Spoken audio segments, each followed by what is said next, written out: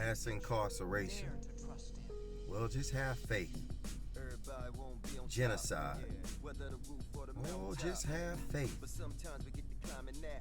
More black people died with this epidemic of COVID than any other race of people. Just have faith. Be not weary in well doing, for in due season you will reap if you faint not. Just have faith. Black folk ain't got no problem having faith. We need understanding of what that book says, why it says it, and how it says it. We need understanding about what's going on in this world. A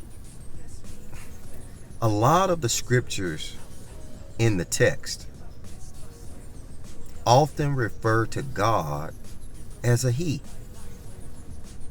And if we're honest, the scriptures are very chauvinistic. So you have a male-dominated society with women who are being persecuted and being placed as second-class citizens every day. And all we can say is, and our answer is, simply, just have faith. Have faith in what? We need to understand what God is saying to us. Civil War. I often go back to this because this is a perfect analogy. You have the North and you have the South. You have the North fighting for progression, moving towards reconstruction, using scriptures such as love thy neighbor as thyself.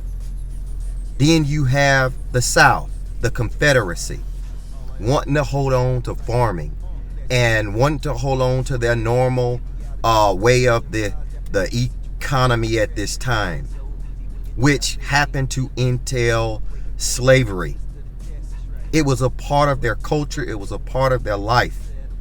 And they used scriptures such as, servants, honor your masters.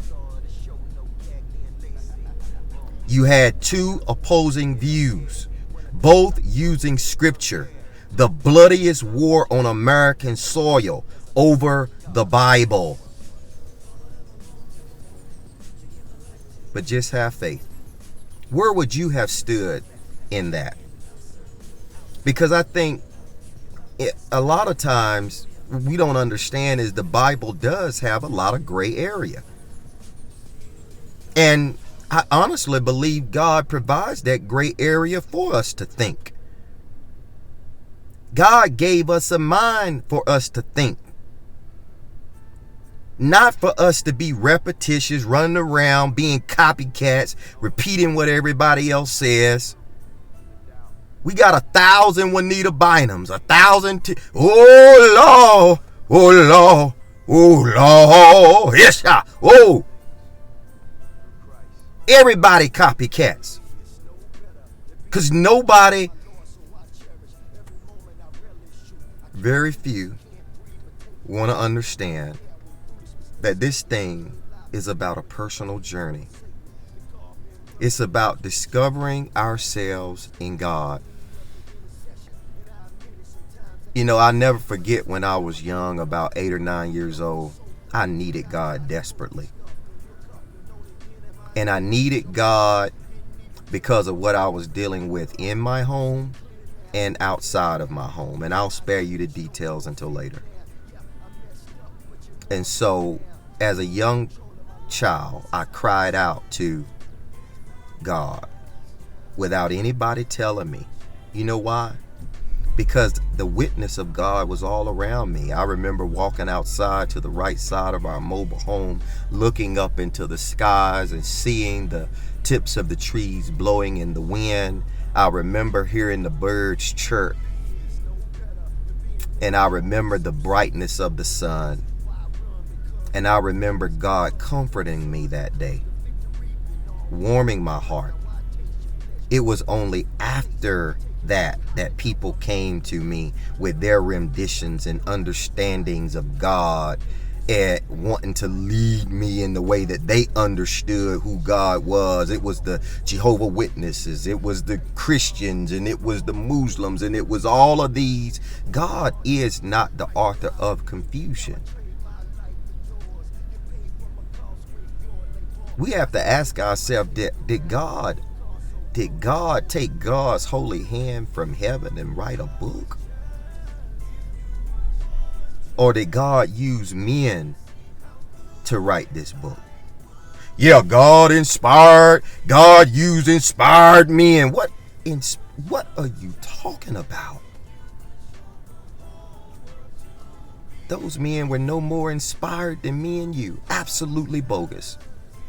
They were no more inspired by God than me and you to translate scriptures. And they translated scriptures that were already there. Now, if men did this, and we know that by scripture men are imperfect, then could men have made some mistakes? Could men have made some contradictions? Of course they can. And I'm going to go into some of those contradictions. I'm not going to do it in this segment because I'm getting ready to go lift this weight. And I'm getting ready to go get my personal therapy for today. And that is pumping that iron and encouraging you. Thank you again. I appreciate you. And like, share, hate, subscribe, and remember, it's okay to think. Until we meet again. Everybody won't be on top, yeah. Whether the roof or the mountaintop, right.